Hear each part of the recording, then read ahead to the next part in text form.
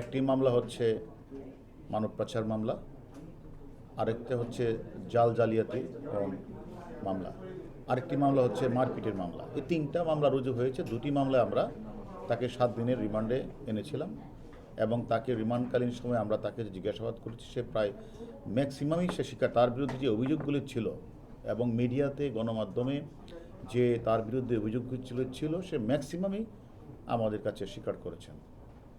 এবং আমরা তার কাছে প্রথমত যেটা আমরা জানতে চেয়েছিলাম যে সে যে ভুয়া ডেথ সার্টিফিকেট তৈরি করে লাশ দাফন করত, সেটা কিন্তু আমরা সেখানে গিয়ে সে তার যে মানে সে যেখানে এই সেবাটা দেওয়ার জন্য মানে এটা বলে ওল্ড নার্সিং নাম কি, তার যে ওল্ড এই যে চাইল্ড অ্যান্ড ওল্ড কেয়ার, যে সেখানে আমরা গিয়ে কিন্তু তার ভুয়া ডেথ সার্টিফিকেটে তৈরি করে লাশ দাফন সে কাগজগুলি পেয়েছি, সিল পেয়েছি এবং সে আমাদের কাছে স্বীকারও করেছে যে এটা আমরা ডাক্তার কাছে আনতাম না, আমি নিজেই এই ভুয়া ডেথ সার্টিফিকেটটা তৈরি করে সিল সাপ করে আমিই করতাম।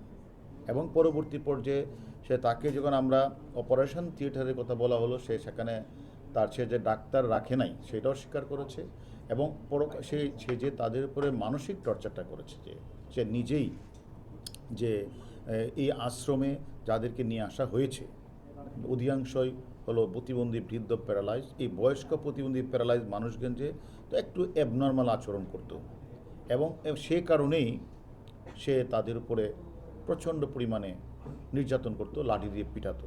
সেটা স্বীকার করেছে যে এবং যে এটা আমি করেছি, এটা আমি ভুল করেছি। কিন্তু বিষয়টা হচ্ছে আমরা যেটা তাকে পরে জিজ্ঞাসাবাদ করলাম যে সে যে এইভাবে তাদেরকে মানসিক শারীরিকভাবে নিস্তেজ না এবং নির্যাতন চালাতো, কারণটা কি?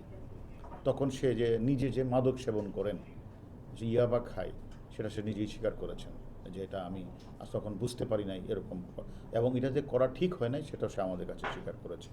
এবং আমরা মনে করি সে এবং এই মাদকাসক্ত মিল্টন যে কাউকে পরোয়া করতো না, এর মূল কারণটাই ছিল তার সাথে মানে অনেক বিএপিরই নাকি যোগাযোগ ছিল। সে মনে করছে যে আমি যে কাজটা করছি কেউ আমাকে কোনো কিছু করতে পারবে না। এবং যারা এই বাচ্চাদেরকে সেখানে দিয়ে আসতো বা যারা এই প্যারালাইজড মানুষগুলিকে দিয়ে আসতো, এই সকল মানুষগুলি যখন পরে খোঁজ নিতে যেত যে কী অবস্থা, তাদেরকে দর্শে পিঠাতো। তো এইরকম যে অত্যাচারের মাত্রা মাদকাসক্ত মিল্টন যে করতো, সে আসলে মানে সেটাকে সে অস্বীকার করে নাই যে হ্যাঁ আমি এরকম কাজটি করেছি।